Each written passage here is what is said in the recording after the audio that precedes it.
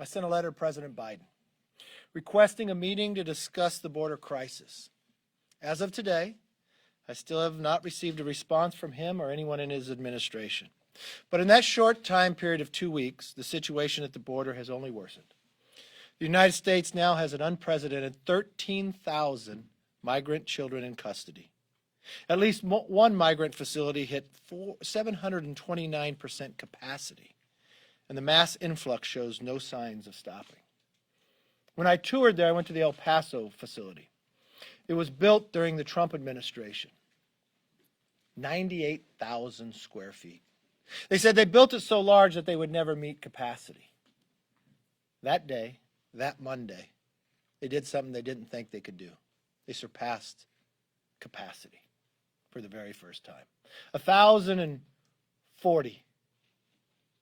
And what that meant was 120 Border Patrol agents who were supposed to be protecting our borders got pulled off to be in that facility. Earlier this week, when I led a trip to the border with 12 of my Republican colleagues, what we witnessed confirmed that that situation is even worse than we anticipated. Now, this photo was taken 4 days ago on private land at the border. This is what a crisis looks like. This is what the president will not go see. This is what President Biden will not acknowledge. The migrant facilities are exceeding capacity and require additional manpower. The overflow is taking border security agents off the patrols and creating more security vulnerability for our country. 10% of the migrants in the facilities we toured are testing positive for COVID. And those are just those that are tested. They do not test them when they enter. While I was there, they announced they were moving 1,000 to Midland, Texas, 3,000 to the convention center in Dallas. More coming probably to your cities as well. Not only does this create a health risk for the agents, but has also sacrificed the efforts of our communities have made to stop the spread of this virus. Even more alarming, during our briefing, we were informed that the Border Patrol agents have caught suspected terrorists trying to enter our country. I thought that would make all members of Congress think we'd have to work on this subject. Instead, I've known several Democrats were quick to accuse me of lying on Twitter. One even serves on Intel. Turns out they should have taken that time to find out the true facts. 2 days ago, Axios confirmed that it's just in the past 5 months, Border Patrol agents have arrested at least 4 individuals who match the names on the FBI terrorist screening list. Even the President's own Homeland Security Secretary confirmed yesterday that the terrorists indeed have been trying to illegally cross the border. When I sat at Monument 3 discussing with the Border Patrol agents, I asked them, for which countries have you found people coming across? Yes, Mexico and Central America. But they talked of Turkey, Iran, China, Sri Lanka, and others. This should frighten every American family. Even one suspected terrorist who gets into our country is too great a risk for our country and our nation's security. We must do more to stop this historic flow of migrants trying to illegally enter our country.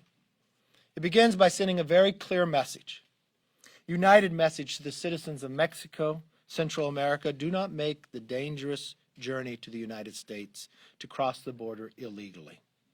There are legal avenues to enter our country. Doing otherwise is a violation of our laws. Unfortunately, House Democrats are not interested in making any serious attempt to address this crisis. Today they are voting on 2 bills that not only do nothing to address the problem, it ignores the problem, but will actually worsen the situation. During her press conference this morning, the Speaker, Pelosi, had a sign up that said, "Home is here." This is the wrong message at the wrong time. Homeland Security Secretary was saying, do not come, just do not come right now. But if you wonder when this all started, you could go back to the presidential debate, the very first presidential debate. What did Joe Biden say? He said illegal immigrants should immediately surge to the border. What did he think would happen when he said that? When I entered the facility, there were some families there. There was one from Honduras. Carlos Jimenez spoke to them, asked them how long the trek was, 22 days. Just read a quote from another family from Honduras, said why they made the trek, because they heard President Biden say they were welcome. They heard President Biden in a presidential campaign debate tell them illegal immigrants should immediately surge to the border. This president denies the right to even meet about it, travel to it, or acknowledge the crisis he created. Our border agents are overwhelmed, and they deserve the help of their federal government. I'm calling on to put politics aside. Let's work together for the security of our nation. That's why I sent the letter before I went to the border. As I sat at Monument 3, you look at the wall that was built in El Paso. It was supposed to be 150 miles. They built 133 miles, 17 short. I asked them, when did they stop? Midnight, January 20th. Has it created a problem? Yes, because it left the old barrier down and easy interest for others. I asked them what they have seen recently. More fentanyl than at any given time. More cartel movement in any given time. President Biden's own secretary says we're going to meet an all-time high, but still won't use the word crisis. The president's going to travel the nation. He's going to tout a $1.9 trillion bill, the single largest. In that bill is health care for illegals. Another clear message to create a bigger crisis along our border. Last week, Speaker Pelosi reappointed Eric Swalwell to the Intel Committee. Based on the briefings she and I received together, Swalwell should not serve on the Intel Committee. This isn't about politics. The Intel Committee is a committee not like others. Those in the majority are only appointed by one person, the Speaker. She has all the information that I have. Even if she did not have that information, I think a basic item that all members who get appointed to the Intel Committee should have. If you cannot get a security clearance in the private sector, you should not be appointed to the Intel Committee. Eric Swalwell, based upon everything in public that you know, cannot get a security clearance in the private sector. But only in Congress would he get appointed to learn all the secrets of America. That's wrong. She's got 200 other members who could serve on that committee. And I think the only criteria that someone would have to meet from the very beginning would be, can you have a security clearance in the private sector? If you can't meet that bar, you shouldn't be able to meet a bar to serve on the Intel Committee. With that, let's open it up for questions. Yes, sir. What is the status, as far as you know, of that Iowa congressional seat? I think Dr. Miller Meeks. Where does that stand? Marinette Miller Meeks, Dr. Meeks. She went with us down to the border. She was the public health officer in Iowa. She's the one who offered the amendment on the floor just this week to make sure the children are being tested for COVID. It was the Democrats who united to vote against her. There's a contested race. The Democrat wants to continue contested, even though Marinette Miller Meeks won the race, won the recount, and was certified. Interesting, the Democrats who contesting it didn't go to the court system, which was the appropriate place to go. She said, I'm taking it directly to the House because that's where she thinks she could get the outcome that she desires. Speaker Pelosi talks about it. I know as of today, their majority is not of 5, it's only of 4. I've watched this majority do things that no Congress in the past have done. I would not put it past them to try to steal a race. They did it before in 1985 at the Bloody Eight of Indiana, but they should not be able to do it now. They should uphold exactly what the recount said. Yes, ma'am. McCarthy, would you define January 6th as an insurrection? Yes. And Yes. following up on the 9/11 style commission, Yes. where does this stand? Have you spoken with Speaker Pelosi? Is there any path forward? I think the path forward very easily. I mean, if you go back to the 9/11 Commission and those who ran it, Governor Keane and Hamilton, they laid out a the framework that would work. Unfortunately, the only person who's opposing that is Speaker Pelosi. I read today in some place that she maybe was in Punchbowl. Does that give you a plug? Does that help you? Yes, All right. Is that where I read it? you haven't said the sentence yet. Okay. That she wants to go through committees that Democrats control, so it seems like she wants to do something political instead of get to the truth, instead of making something set up that is bipartisan, much like the 9/11 Commission. If she goes down that path, we know exactly what it is, just a partisan play. Have you given her any of your suggestions? Yes. I sent back to her. It's the same suggestions that the bipartisan commission, the Republican and Democrat said. You make it equal, number of Republicans and Democrats. You make it equal when it comes to subpoena power that both have to sign off, and you don't start with any findings. That's how you find truth. But if you start with a premise that you only want it one-sided, you understand what the outcome is going to be. We've watched what she has done in the past when she appointed Honore on the comments he have made. He's never should have been appointed. He literally stated that 30 to 40%, if I got the number right, of the Capitol Police were complacent in the January 6th. He said something to me or qualified honest about Jim Crow laws. When I asked him about those, you know what his answer to me was? When I said, "Why'd you say these?" He goes, "I didn't know I was going to get the job." He never should have been put in that position. But the speaker picked him, knowing what he had said, not years ago, but just recently. So it seems as though she wants to put politics to this instead of get to the real answer. Yes. Yeah, regarding the Capitol Police, should acting Chief Pittman remain in her role as the leader of that department, or should there be a change in leadership?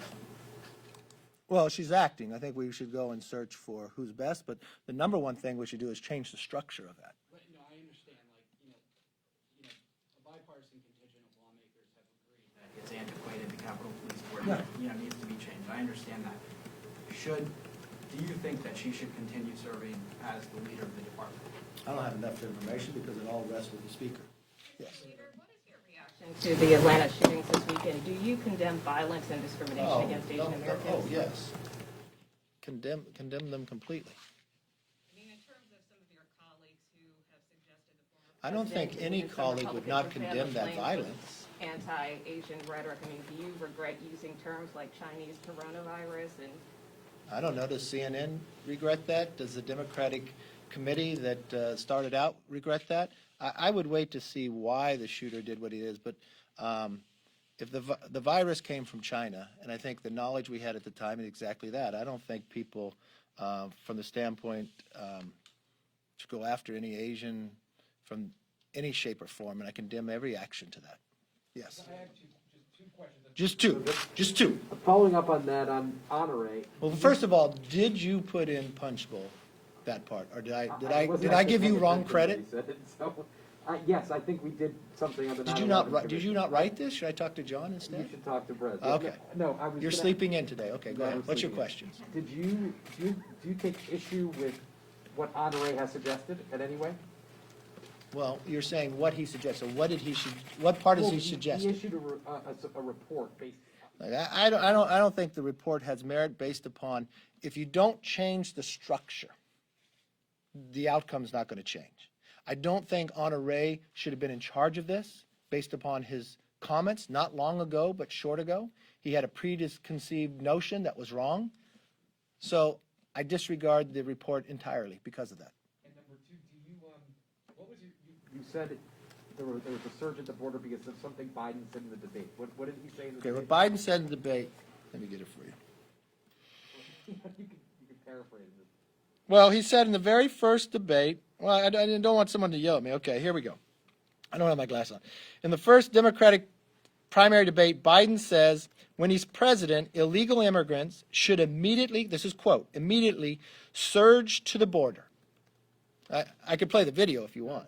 Okay, you trust me? All right. I'll send it to you. So if I may ask a question back. If you are that Honduras family and you're reading this and the person running for president said, you should immediately surge to the border, He wins the presidency, and what's the first thing he does? He says, I'm going to make 11 million illegal immigrants citizens. The Democrats put on the floor today, before and changes the Dreamers bill to not that you had to be here before, but just by January, that he removes remaining in Mexico policy, he removes the PACER policy, he stops the building of the wall, he questions whether to keep Title 42. That's why you put your whole family together and make this trek. Because you just listened to what President Biden said. No law has changed by moving of Congress. This entire crisis is created simply by Joe Biden's actions and words. And when I watched him on Stephanopoulos the other night, finally said, well no, don't come. His own administration, his secretary said, we're saying don't come, not to come, but just come later. He's still telling you to come. He's created this crisis that he won't acknowledge, that he won't even go visit to see, and now he's denying press from even to watch or see what's happening in the border stations. These border agents are spread so thin. That $1.9 trillion had no money to help them. While I was going through this brand new processing facility that's 98,000 square feet, that had just hit capacity that they never thought would happen, they're taking their parking lot and now they're putting up tents. And they're taking their operational money to do it. And they're removing agents from the border that they're trying to protect, where the wall was stopped being built from people coming over to care for these individuals. And the president denies the right to even go there, and denies the right of press to even cover it. And he said in his own words, while he was running for president in a presidential campaign, illegal immigrants should surge the border. That's exactly what's happening, and that's why. Mr. Leader. Yes. Mr. Leader. Thank you, Mr. Leader. Congress is now taking tougher stance on China's human rights abuses, but there's one action that they still haven't taken on, which is forced organ harvesting from prisoners in China. There's a bipartisan bill that's been introduced recently by Congressman Chris Smith, and that is aiming to combat China's forced organ harvesting practices from prisoners, from religious groups and minorities. Would you support that? Yes, Do yes. you think China should be held accountable for it? Yes, that and many more. Yes. Regarding Swalwell, Yes. are you suggesting that he has applied privately for a security clearance and was denied for that? Because I believe the No. FBI I'm not suggesting he applied privately. I'm suggesting that the criteria to get a security clearance, that he cannot meet it based upon the information in the public today.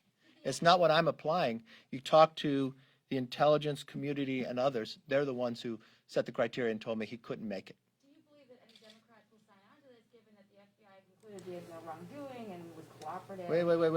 Wait. FBI told you that? It's in the public. I think you should have a different briefing if you're allowed to have one.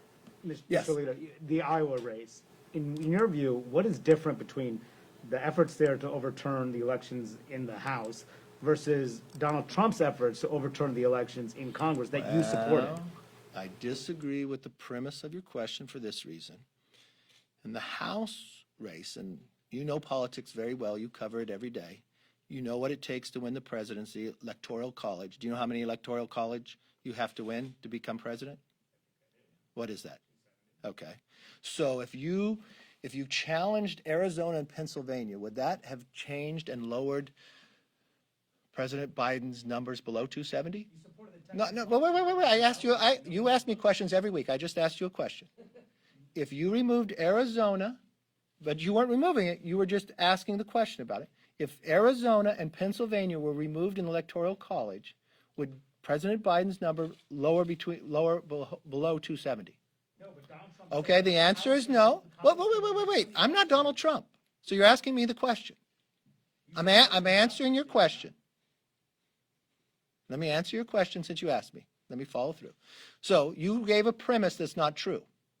Donald Trump tried to overturn the results in Congress, and you support that. Well, now you're saying something that's not true. So let me answer your question and show you how your premise is not true. You answered two questions. It takes 270. If you remove Arizona and Pennsylvania, President Biden is still president. He's above 270. So that premise is wrong.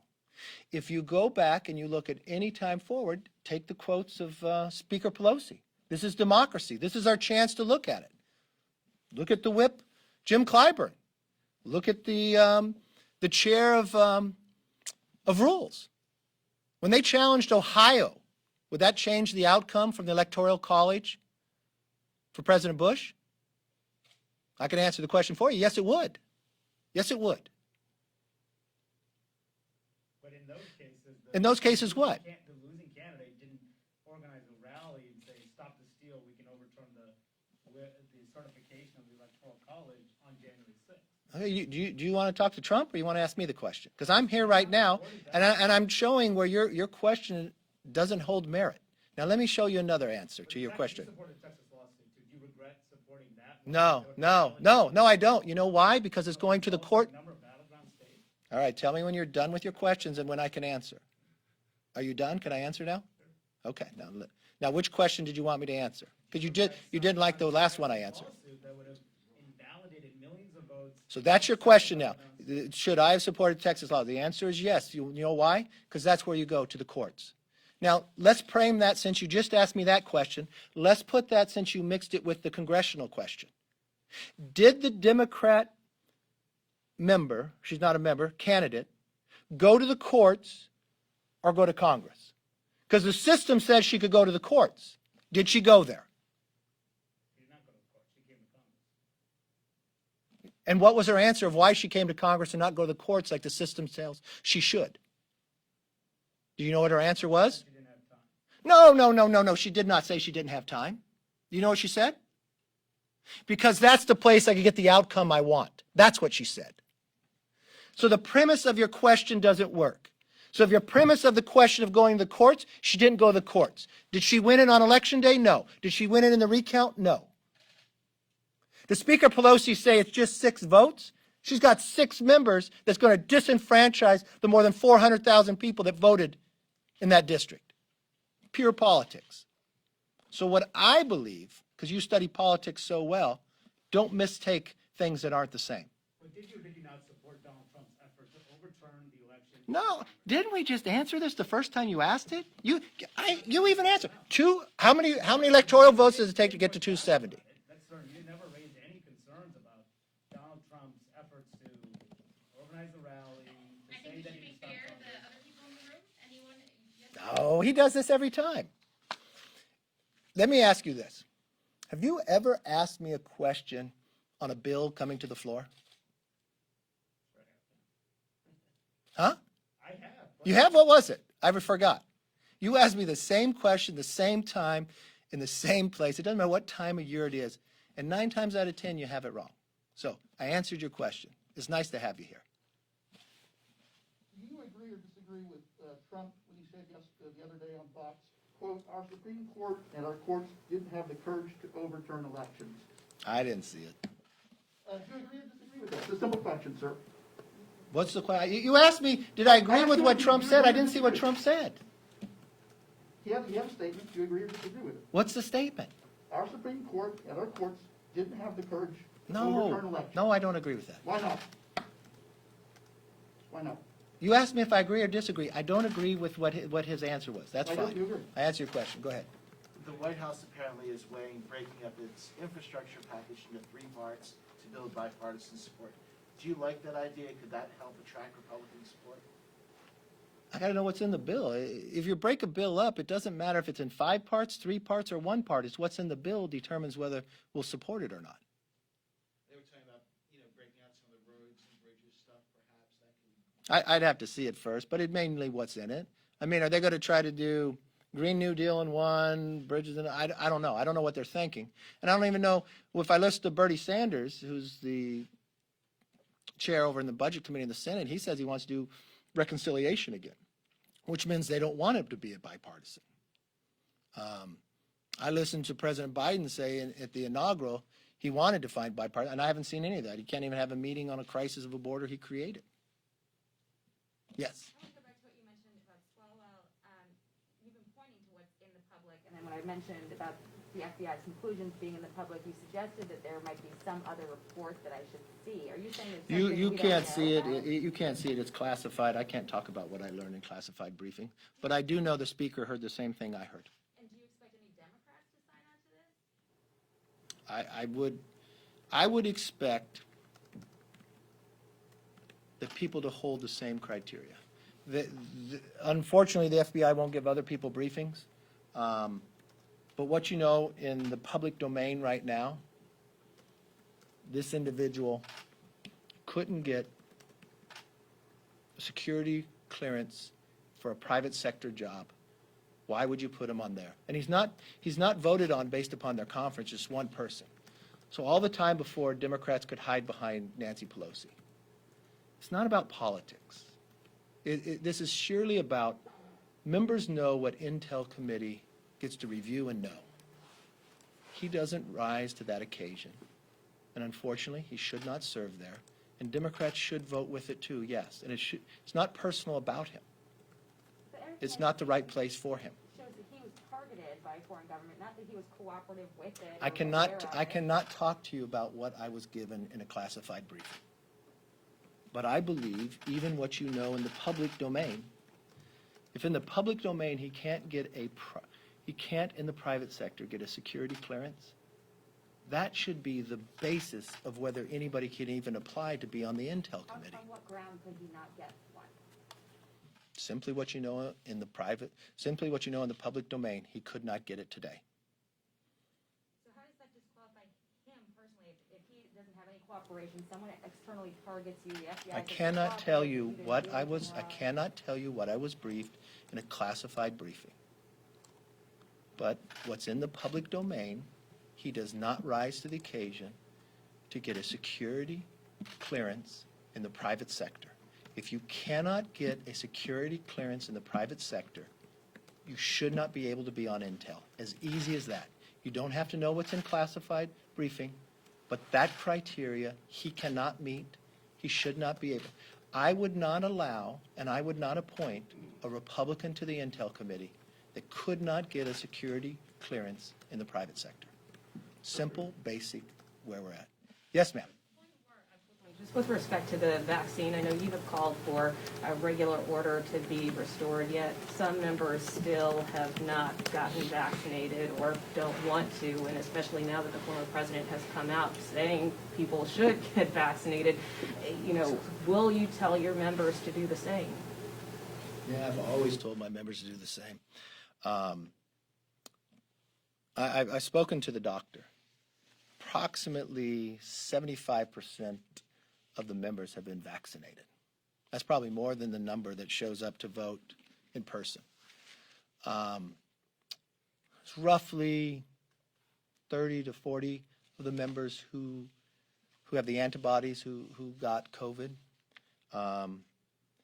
If you were a impeachment manager from the House and you went to the Senate, you didn't have to wear a mask on the floor in the Senate.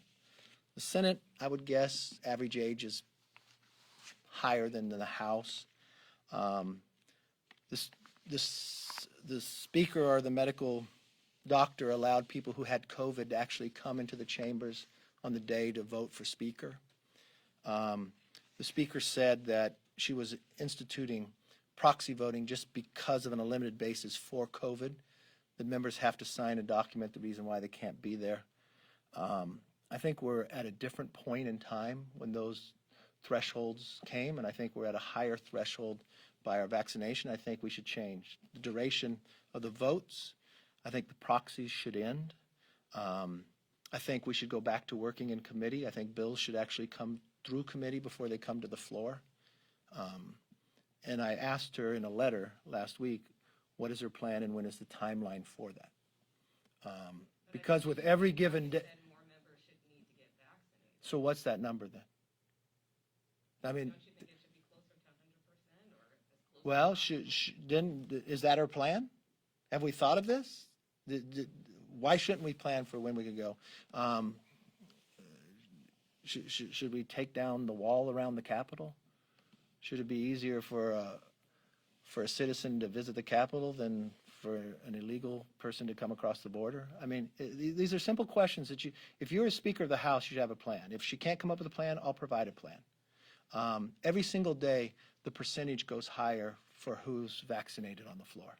Why can the Senate, when they speak with not around, not wear a mask? Why can the CDC now tell us as a family unit we can come together without a mask, but you can't do that on the floor of the House, even though more of us are vaccinated than probably the majority of the United States.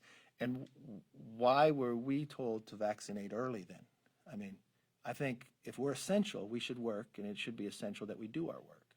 So my only question to her is, what's the plan to do that? And I would think, as Speaker, you would plan those things. Do you wake up one day and say, oh, now is enough? That's my only question. Yes, sir. Following on her question, if you're essential as a member of Congress, Yes. presumably should be, shouldn't you also just get vaccinated, just be able to allow everyone to do their jobs here? I don't know if I understand it. Say it again. If you're essential as a member of Congress, an Yeah. essential worker, Yeah. shouldn't that also indicate that you should get vaccinated as soon as possible to allow things to get back to normal as quickly as possible, especially on the floor? Are people not? I mean, what's the premise of your question? There seem to be, you say there's 75% people members vaccinated. Probably higher by today. Presumably some of those are voluntarily not vaccinated. Yeah, there are a number of members, when I ask them, not that they won't get vaccinated, but they feel that they shouldn't get vaccinated until their community gets vaccinated. That's a personal choice. I respect that.